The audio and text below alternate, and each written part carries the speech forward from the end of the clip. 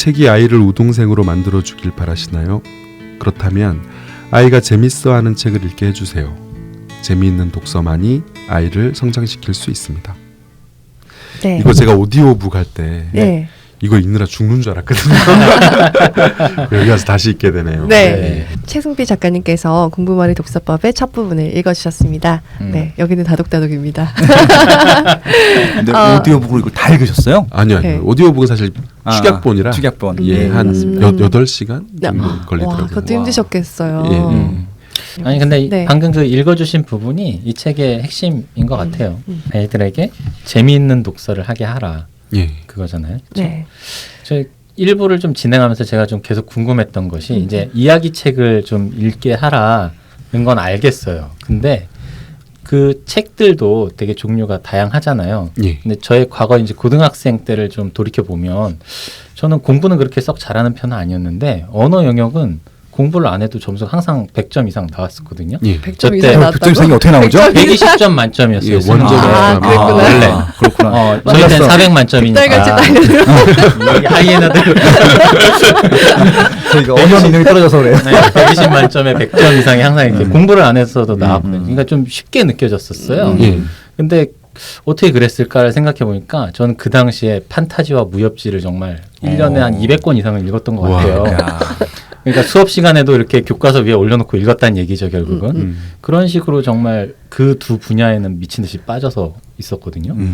그래서 그랬는지 하여튼 모르겠는데 제가 궁금한 거는 이런 종류에 상관없이 일종의 이야기 책이잖아요. 그런 예. 장르도. 예, 맞습니다. 장르에 상관없이 그냥 어떤 것이라도 상관이 없는 건지 좀 궁금하거든요. 부모님은 사실 썩 좋아하진 않으셨어요. 예, 맞아요. 네. 부모님들이 싫어하는 책 중에 공포 동화, 네. 로맨스 맞아요. 동화 이런 거 있어요. 네. 그런 거 싫어하시는데 그걸 읽어도 언어 능력으로 올라와요. 와. 판타지나 무협을 읽어도 당연히 올라오고요. 이게 사실은 책의 종류보다 어떤 책을 읽느냐보다는 어떻게 읽느냐가 되게 중요해요. 특히나 자라나는 아이들한테 있어서는 우리가 이제 흔히 생각하기에 재미없지만 좋은 책 이런 얘기 하잖아요. 네. 네. 그런 책은 없어요. 재미없으면 그냥 안 읽히는 책이에요. 네. 그러니까 독서가 안 일어나는 책이 네. 되는 거죠. 그래서 제가 재미를 굉장히 중요하게 얘기하고 강연 다닐 때도 아이가 재밌어하는 책을 스스로 골라서 읽게 해야 된다고 계속 주장하는 이유가 뭐냐면 제가 무슨 아이들의 행복 뭐 이런 거 생각해서 그런 게 아니에요. 저는 관심이 없어요. 아이들의 행복에. 거짓말.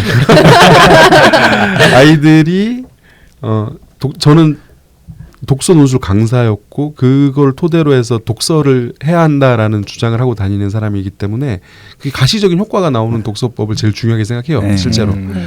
근데 가장 효과가 좋은 독서법이 재미있는 책을 재밌게 읽는 거예요. 그냥. 그러니까 아무리 좋은 책을 갖다 줘도 그게 재미가 없으면 재미가 없이 읽는다는 것은 그러니까 책과 나의 거리가 먼 상태로 있는 거거든요. 효과가 없어요. 실제로. 아무리 좋은 책을 읽어도. 네.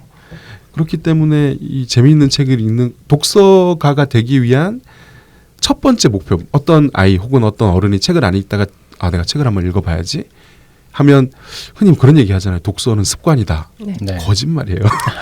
아시잖아요. 독서가 어떻게 습관이 됩니까? 독서는 글을 읽고 이해해야 되고 한 책에 굉장히 많은 시간을 투자해야 되는 행위인데 이걸 습관으로 읽을 수 있는 사람은 있으면 저는 한번 보고 싶어요. 이건 습관으로 읽는 게 아니라 그 책이 너무 재밌어서 읽는 거잖아요. 사실 그게 판타지 동화 막 200권씩 읽으실 수 있었던 것도 그게 너무 재밌으니까 읽을 수 있는 거고 사실 저같이 천체물리학 책을 재밌게 읽는 사람들도 제 아들이 옆에서 보고 그런 얘기를 하더라고요. 그게 재밌어? 사실 저는 너무 재밌거든요. 갈 수도 없는 별을. 너무 재밌게 읽는 건데 사실은 그렇게 재밌게 읽어야지만 독서의 내용도 책의 내용도 독서의 효과도 내 것으로 만들 수 있는 거거든요. 네. 이게 아이들한테도 똑같이 적용되는 거죠. 저는 지금 들으시는 분들이 아이가 없는 분도 들으실 거고 예. 어린아이, 아기를 키우는 분, 또 큰 아이를 키우는 분들 굉장히 다양하실 것 같아요. 그래서 이렇게 뭔가 시뮬레이션 유아를 낳았을 때는 이런 책을 읽어주고 이렇게 성장별로 예. 말씀을 해주시면 어떨까요? 그런 책 없어요. 그러니까 방법, 엄마가 예. 어떻게 부모님이 어떻게 이끌어주시면 좋을지. 예. 일단은 제일 기본적인 건 독서가 즐거운 행위여야 한다는 거예요. 이게 대전제입니다. 그러니까 어떤 독서 솔루션이 이걸 하면 아이가 성장은 하겠지만 성장을 많이 할 수 있는데 반면에 책을 조금 힘들어할 수도 있겠구나라는 만약에 독서 솔루션이 있다면 그 독서 솔루션을 하시면 안 돼요. 그러니까 예를 들어서 초등 이제 영유아 때는 아이한테 책을 읽어주잖아요. 책을 읽어줄 때 아이들에게 이 책 읽어주기라는 행위는 부모와 함께하는 공연이거든요. 이거는 스스로 읽는 글책하고는 완전히 장르 자체가 다른, 그러니까 시와 소설이 다른 것 정도로 다른 그런 행위거든요. 그래서 이때 핵심은 뭐냐면 아이와 함께 즐거운 공연이 되는 거예요. 그러니까 글책에 있는 그 글을 세세하게 정확하게 읽어주시겠다는 생각을 하지 마시고 이것이 하나의 즐거운 공연이라고 생각하고 아이가 이걸 얼마나 즐길 수 있는지를 보셔야 돼요. 이게 즐길 수 있는지를 보는 그 척도는 굉장히 쉬워요. 아빠가 목소리가 더 이상 나오지 않는데 계속 책을 갖고 오면 네. 내가 잘하고 있구나 이렇게 생각하시면 돼요. 근데 왜 그런 경우 있거든. 우리 아이는 읽어주는 거 싫어해요. 그거 왜 그러냐면 부모님의 연기력에 문제가 있는 거예요. 예, 저 되게 칭찬받고 싶어요. 제가 항상 남자는 남자 목소리, 개구리는 개구리 목소리, 돼지는 돼지 목소리. 맞아요. 그렇게 해주니까 나중에는 엄마 이게 남자라고 왜 남자 목소리로 안 하는 거야? 그럴 정도로 연기력을 불태우고 있어요. 예. 그리고 막 하다 보면 예를 들어 뭐 손니아 나무꾼 같은 거 읽으면 이제 아이들이 또 같은 책을 여러 번 갖고 오는 너무 지겨워요. 네. 그런 막 이런 얘기를 하세요. 우리 애는 맨날 같은 책만 갖고 와요. 라는 게 이제 맘카페 같은 데 보면 고민으로 막 올라와요. 그러면 댓글에 그래서 저는 같은 책을 2번만 읽어줍니다. 뭐 이런 뭐 좋은 방법이에요. 막 이렇게. 그리고 보면 저 같은 사람들은 막 암에 걸릴 것 같아요. 저러면 안 되는데. 전 녹음한 적도 있어요. 제 목소리를 녹음해서 틀어주면서 넘겨줬어요. 근데 물론 좀 다르게 더 읽어주면 좋을 텐데 너무 갖고 오는데 정말 너무 지겹고 제가 읽어준 제가 너무 지겹더라고요. 그래서 그럴 때는 이제 책을 처음에는 계속 그 책의 내용대로 읽어주지만 같은 책을 한 100번 정도 읽다 보면 책의 내용대로 읽는 게 아니라 거기서 막 벗어나도 돼요. 그러니까 뭐 선녀와 나무꾼이다. 그러면 아이들이 그 나무꾼이 도끼를 빠뜨리는 장면이 되면 벌써 가서 장난감 갖고 와요. 뽕망치, 뭐 장난감 칼 이런 거 갖고 와서 네. 그래서 막 읽어주면 막 자기가 막 연못에 빠뜨리는 이런 그게 사실은 그림책 읽기의 요체거든요. 제가 생각했을 때는 부모와 자식이 함께하는 어떤 하나의 독서 책이라는 어떤 지도를 놓고 대본을 놓고 같이 공연을 하는 거죠. 그래서 그런 즐거운 활동이 사실 핵심이다라는 거. 그래서 제가 이 책에 보면 이제 전집에 대해서 좀 안 좋게 많이 얘기를 해놨는데 사실 전집 자체는 나쁜 책이 아니에요. 그쵸. 저도 사실 소시적에 전집을 굉장히 많이 썼었어요. 전집을 쓰셨다고요? 예. 그러니까 뭐 유명한 뭐 H사, 뭐 W사 이런 데 전집 보시다 보면 제 이름을 발견하시게 될 거예요. 근데 그 전집의 책의 퀄리티 자체는 굉장히 높아요. 근데 문제는 뭐냐면 이게 아이들의 관심사하고 벗어나 있는 전집들의 종류가 좀 있다는 거. 두 번째는 전집이 이제 기본적으로 한 번에 막 30권, 50권 이렇게 비싼 돈 주고 구매하다 보니까 이걸 다 읽혀야 된다는 좀 그런 강박이 생겨요. 그래서 근데 아이들은 계속 똑같은 책만 막 30권 샀는데 맞아. 똑같은 책을 뽑아오는데 나머지 29권 너무 아깝잖아요. 그러니까 이제 어떻게 하게 되냐면 오늘은 1번에서 5번까지 뽑아와. 뭐 이렇게 하게 되는 거죠. 그러면 아이한테서 이제 뭐가 제거되기 시작하냐면 독서의 자율성이 제거되기 시작해요. 그래서 아이들이 그때부터 사실 책을 고르게 해야 되거든요. 서재가 있으면 서재에서 자기가 읽을 책을 골라오게 해야 되고 도서관에 데리고 가서 스스로 읽을 책을 골라오게 해서 그걸 대여출을 하셔야 되거든요. 근데 이런 과정이 전집 독서를 통해서 좀 많이 배제된다는 거. 그러니까 이때는 아이와 즐겁게 하는 것으로 충분하다라는 네. 말씀을 일단 드리고 싶고 그리고 한글을 너무 일찍 가르치지 마시라는 거. 이 언어 능력이 가파르게 떨어지는 물론 주범은 스마트폰이지만 사실 제가 체감하기에는 글을 빨리 가르치기 시작한 시기에 아이들이 성장했던 시기와 이게 가파르게 떨어지는 시기가 어느 정도 얼추일치하거든요. 네. 그래서 사실 뭐 이런 언어 발달을 전문으로 다루는 센터가 생길 정도로 그쵸. 네. 사실 좀 사회적 문제인데 언어를 우리가 뭐 3살 때 한글을 떼면 우리가 어떻게 생각하냐면 7살 때 한글을 떼는 애보다 우리 아이가 4년 앞서간다고 느끼기 쉽잖아요. 사실 안 그렇거든요. 3살 때 뗀 애기가 있나요? 그럼요. 3살 되게 많아요? 되게 세상에. 많지는 않지만 네. 그 아주 체계적으로 해서 만 3살, 4살이죠 우리나라 나이로. 막 카드랑 막 놀이하고 막 맞아요. 그렇게 해가지고. 그렇게 해서 이제 읽게 되는 친구들이 있는데 그 7살 때 쉽게 할 수 있는 걸 3살 때 되게 어렵게 하는 거예요 그냥. 아이를 괴롭혀 가면서.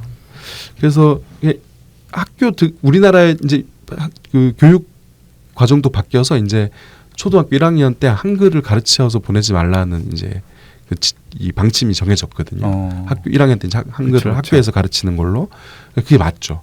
그러니까 그게 완전히 자리를 잡으면 한글을 안 가르쳐서 보내는 게 맞고, 만약에 이제 좀 불안하시면 7살 때 그냥 한글 가르치시면 돼요. 7살 때 한글 모르는 어머니들이 막 마음을 동동 굴리면서 네. 우리 저는- 어떻게 해야지 막 이렇게 하잖아요. 저는 이 말씀이 너무 되게 안심이네. 그냥 사이다 같은 게, 제가 얼마 전에 아내하고 그것 때문에 한번 이렇게 다툰 적이 있어요. 6살 아이를 이제 한글을 못하니까 지금 아직 잘 못하거든요. 근데 저는 7살이 돼서 해도 충분하지 않냐라는 생각이고, 근데 아내는 다른 친구들은 다 하는데 우리 애만 못하니까 좀 불안하기도 했나 봐요. 그래서 그거 가지고 너무 이르다, 애한테 스트레스 주면서 뭐 그렇게 할 이유가 없다라고 이제 하면서 그랬었는데 7살에 해도 된다. 그 영유아 때 또 되게 중요한, 영유아 때뿐만 아니고 뒤로도 그렇지만 사실 독서 교육은 뭘 하느냐보다 어디서 그만두느냐 되게 중요해요. 그러니까 아이한테 책을 읽어주다 보면 아이가 이렇게 집중력이 이제 흐트러질 순간이 오잖아요. 과감하게 거기서 멈춰야 돼요. 근데 끝까지 안 읽어도. 예. 아이가 집중이 흐트러졌는데 그거 그래도 이건 끝까지 읽어야지 이러면서 네네. 하거나 아니면 그래도 예를 들어서 뭐 우리는 하루에 2시간 무조건 읽는 시간이 있어. 그 시간을 채우기 위해서 뭐 읽히거나 이러시면 안 돼요. 그냥 딱 아이가 집중력이 딱 흐트러지면 아이한테 물어보고 그만 읽을까? 아이가 나 오늘은 그만 읽고 싶어 하면 거기서 바로 멈춰야 돼요. 왜냐하면 이때에 길러줘야 될 가장 큰 게 뭐냐면 책은 재미있는 거라는 인식이에요. 책은 즐거운 것이다. 그러니까 책을 보면 기분이 좋아지고, 도서관 서가에 들어가면 책을 고를 생각하면 하면 기쁘고, 이게 사실 이 강도가 그 독서의 능력의 척도거든요. 근데 애가 힘들어하는데 계속 읽어주고 이러면 그 강도 당연히 줄을 수밖에 없겠죠. 네. 그렇기 때문에 그림 동화책에서 이제 글이 조금 들어가기 시작하는 이제 초등학생 때 첫 부분 10분 정도 읽어주고 뒷부분 안 읽어주기 그런 방법도 되게 재밌었어요. 예. 그거는 사실 뭐 읽어주기를 할 때라기보다는 이제 아이가 스스로 책을 초3이 됐는데 책을 끝까지 못 읽을 때 쓰는 방법이에요. 네네. 쓰는 방법이고, 초등학교 1, 2학년 때는 사실은 그렇게 생각하시면 돼요. 마라톤을 할 때 처음부터 선두로 치고 나가는 선수는 뒤에 가면 꼭 처지잖아요. 그런 것처럼 초등 1, 2학년 때는 독서 시간의 양, 그리고 뭐 독서 읽고 있는 책의 수준, 이런 걸 신경 쓰시면 안 돼요. 그때는 읽어주기를 병행할 때요. 그냥 한 10분 정도 스스로 읽었을 때 애가 지치면 바로 멈추게 하셔야 돼요. 근데 아이가 옆집에는 막 1시간씩 읽는데 우리는 10분밖에 못 읽어. 이래서 막 조바심이 생기잖아요. 괜찮아요.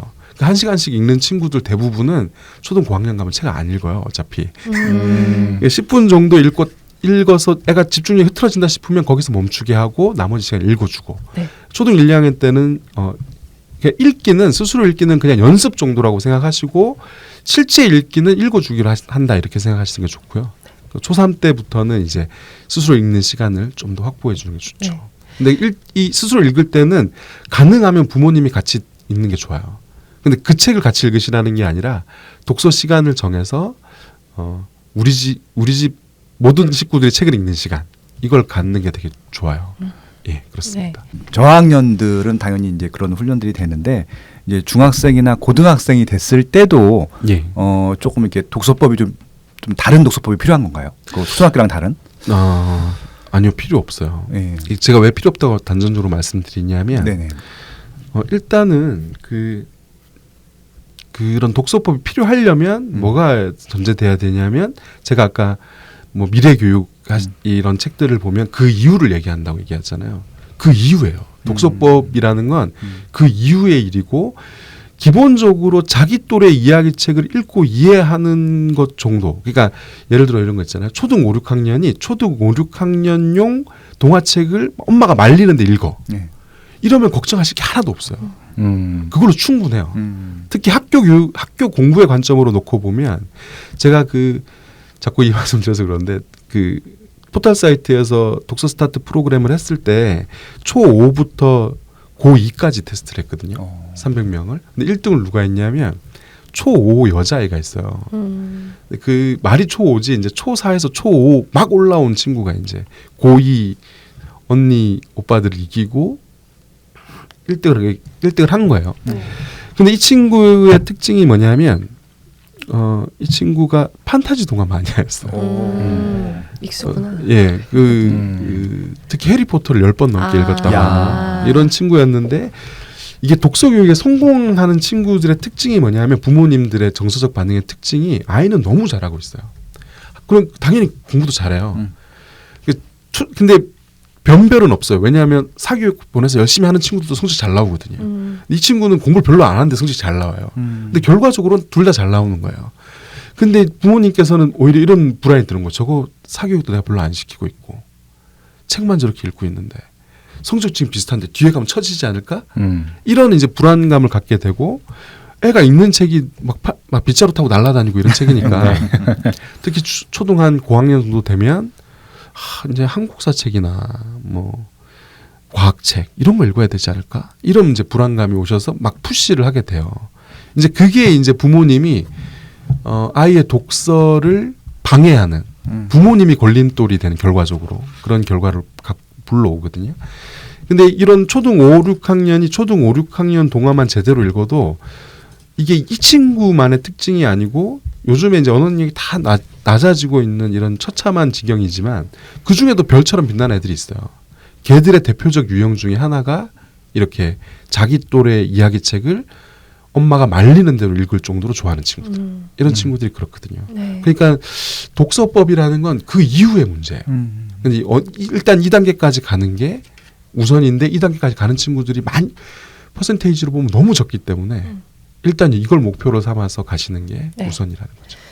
이 책 제목이 공부머리 독서법인 만큼 예. 공부와 독서의 이제 연관 관계에 대해서 말씀하시다가 예. 이 말은 해야겠다 하고 하시는 얘기가 있는데 이제 멘탈에 대한 문제, 그 독서와 멘탈에 대한 얘기도 해주시는데요. 그 부분도 좀 나누면 좋을 것 같아요. 예. 이제 사춘기가 되면 이제 아주 다채로운 현상들이 발생해요.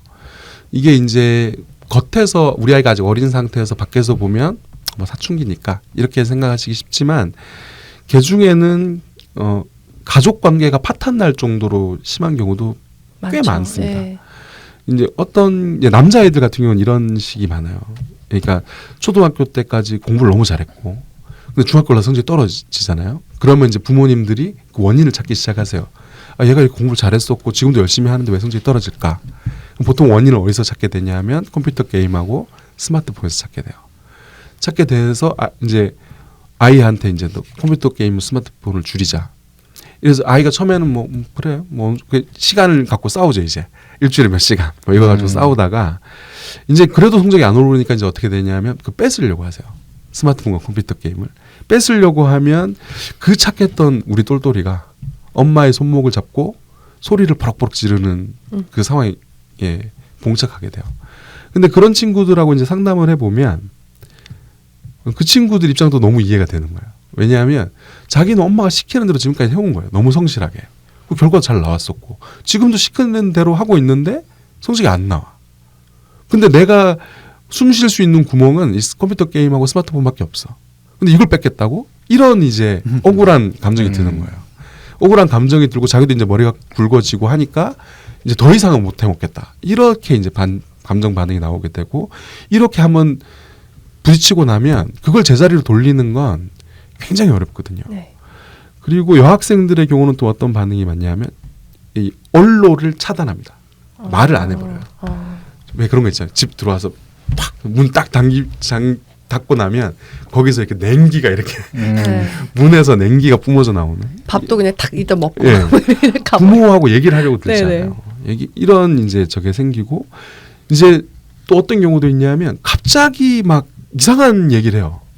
공부도 지금까지 잘해왔고 중3인데 갑자기 예를 들면 뭐 호텔 경영을 하는 특성화고로 가겠다. 아니면 뭐 뮤지컬 배우를 하겠다. 뭐 이런 뜬금없는 얘기를 막 합니다.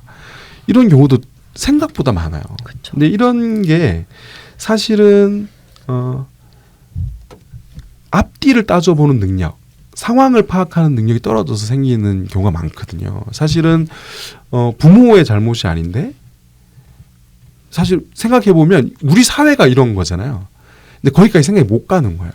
근데 이런 앞뒤를 따져보는 능력, 상대의 마음을 읽는 능력, 이게 사실은 멘탈의 가장 기본이 되는 요소인 거죠. 저는 기질에 따라서 누가 멘탈이 더 강하고 더 약하고 이런 건 없는 것 같아요. 그냥 다를 뿐인 거고. 그러니까 어떤 섬세하다고 해서 멘탈이 약하냐, 그런 건 아닌 것 같거든요. 네. 섬세한 친구인데도 굉장히 그걸 정확하게 파악해서 하는 친구들도 많아요. 근데 이런 어떤 멘탈의 기본이 되는 생각하는 능력, 이런 것들도 독서를 통해서 네. 길러질 수 있는 중요한 네. 사실 어떻게 보면 가장 중요한 역량 중에 하나인 거죠. 또 이 책에서 또 인상적이었던 부분이 대학 입시나 이런 학종. 정책들이 넉마같이 너무 엉망인 것 같다. 예. 그런데 이제 독서를 잘하는 학생은 이 모든 과정을 굉장히 잘 헤쳐나갈 수 있는 이유들에 대해서 예. 차근차근 설명했는데 정말 해법이구나라는 생각을 했었거든요. 설명 좀 해주세요. 네. 사실은 물론 이제 전 독서교육 전문가니까 네. 그렇게 포커스를 맞춰서 썼지만 네. 입시 제도의 근본적인 결함이 있어요. 우리나라는 일단 학벌 모두가 대학을 가려고 하잖아요. 그렇죠. 그리고 학벌 사회고 사실 이 구조가 깨지지 않으면 어차피 지금 이 입시 불평등, 교육 불평등 갈수록 심화되고 있어요. 실제로 어떤 식으로 심화되고 있냐면 수능이 아닌 게 돼버렸어요. 지금. 그렇죠. 예. 일단은 이게 어디서 출발하냐면 수능에 대한 오해에서 출발한 건데 수능이라는 제도가 나왔는데 공부를 잘하는 애도 수능 치면 성적이 떨어진 애도 있고 공부를 별로 못하는 것 같은데 수능 치면 성적이 높은 애도 있고 이러니까 이게 좀 도깨비처럼 느껴지니까 이거를 해줄 수 있는 전문가가 필요하다고 생각하게 되고 그래서 사교육을 찾게 되는 거예요. 근데 사실은 수능은 사교육이 가장 하기 힘든 어떤 교육이 있다면 결과를 내기 힘든 시험이 있다면 그게 수능일 거예요 아마. 왜냐하면 수능은 수학 능력, 그러니까 능력 자체를 측정하는 거거든요. 어떤 딱 정해진 정보량이 있고 그 정보량을 습득해야 되는 것은 사교육이 잘할 수 있어요. 근데 이게 어떤 능력을 측정하기 시작하면 능력 자체를 끌어올리는 건 사교육이 잘할 수 있는 지점이 아니거든요. 이런 부분이 있는 거죠. 근데 수능은 기본적으로 언어 능력이 높은 친구들이 시험을 잘 칠 수밖에 없어요. 이 잘 칠 수밖에 없는 시험인데 이 시험을 이제 학력고사처럼 다시 바꾸게 된 거죠. 네. 그러니까 지금도 물론 수능적 성격이 있지만 수능인데 학력고사 성격이 강한 수능. 그러니까 뭐 EBS 연계 교재라든가 이런 것들이 들어오면서 학습량과 능력과 상관없는 학습 정보 자기가 갖고 있는 정보량과 성적이 어느 정도 연동이 되기 시작하고 이런 과정에서 이제 학생부 종합전형 같은 경우도 사실은 이 시대에 필요한 제도인 건 맞아요. 이치적으로 따져봐도 이 시대에 굉장히 필요한 제도지만 이 제도가 활용되는 방식은 완전히 정반대로 나오는 거죠. 이런 식이 되는 건데 사실 제가 책에서 쓴 내용은 사실은 좀 이상적인 얘기예요. 그렇죠. 예. 네네. 왜냐하면 그 정도의 독서를 할 수 있는 아이들이 없어요. 네. 그러니까 옛날에 왜 우리 개천에서 용난다 할 때 그 개천의 용들한테 맞는 제도예요. 근데 지금은 개천에서 용이 안 나는 이유가 예전에 개천에서 용이 날 때는 부잣집에서만 사교육을 했어요. 그래서 개천에서는 뭐 축구할래 축구하고 야구할래 야구하고 노래 놀고 그중에 이상한 어떤 애들이 책에 꽂히는 거예요. 그 책에 꽂혀서 책 읽고 있으면 부모님들이 터치를 먹고 살기 바쁘니까 터치를 안 하니까 걔가 독서가로 쭉 자라는 거예요. 그러다가 어느 날 갑자기 물리가 틀리면서 이제 성적이 쫙 오르고 그래서 학교 공부를 되게 쉽게 해내고 그래서 이제 개천의 용이 되는 건데 그런 메커니즘으로 가는 건데 지금은 다 사교육을 시키기 때문에 이런 어떤 언어 능력을 기반으로 한 독서를 기반으로 한 인재들 자체가 제가 느끼기에는 물론 있긴 있을 거예요. 어딘가에. 약간 멸종 위기종 동물 네. 같은 거예요. 그러니까 어딘가에 있다고 전해지지만 발견된 적은 없는 뭐 이런 존재가 돼버렸어요. 그런 상황이기 때문에 여기서 말하는 어떤 그런 독서가 입시와 어떤 관계가 있고 어떻게 돌파할 수 있느냐의 문제는 해답은 개천의 용이 되는 거에 있다라는 얘기를 하고 있는 거예요, 사실은. 네.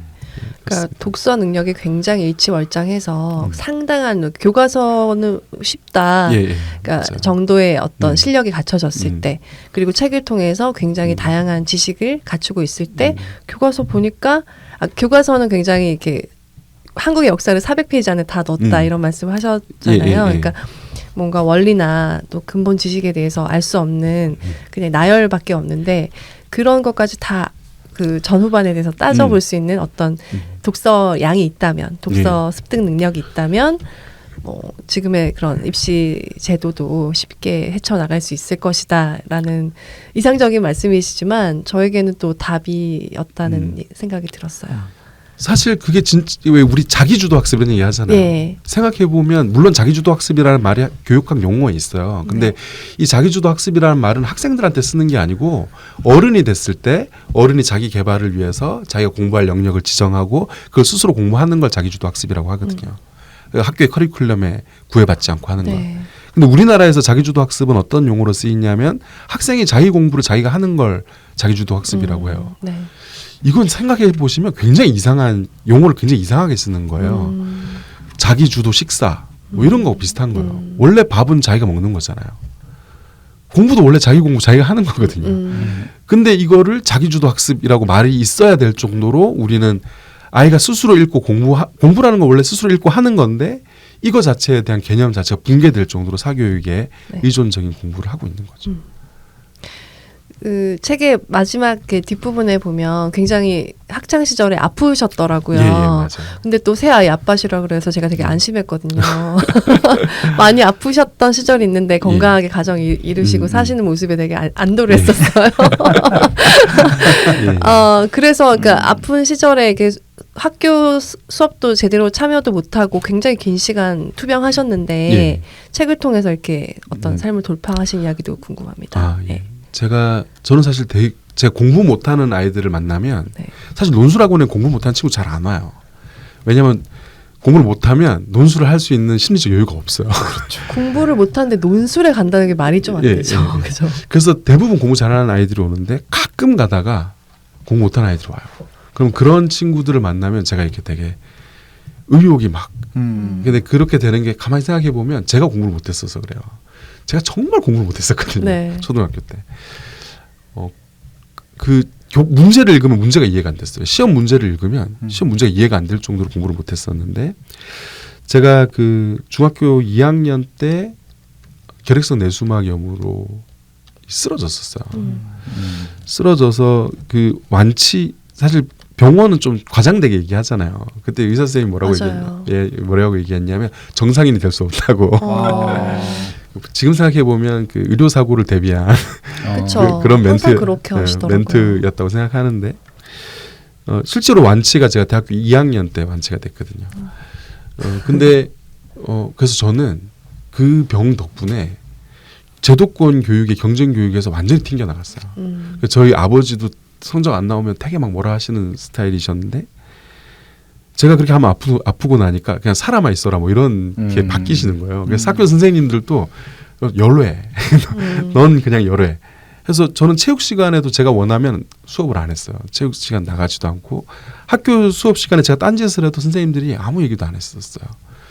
그리고 제가 머리가 이러면 그냥 바로 조퇴 체크도 안 하고 그냥 조퇴 이런.